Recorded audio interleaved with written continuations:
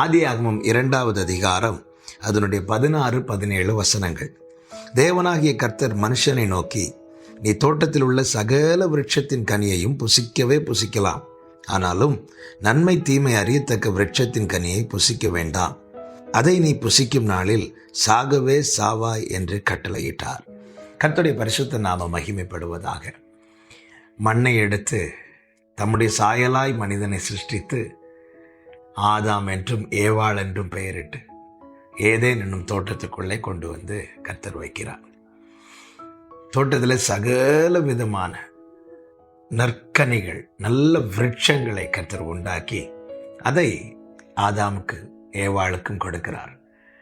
இதை நீங்கள் புசிக்கலாம், தோட்டத்தில் உள்ள சகல விருட்சத்தின் கனியையும் புசிக்கலாம் சொல்லிவிட்டு ஒரு கனியை காண்பித்து சொல்லுகிறார். இதை மாத்திர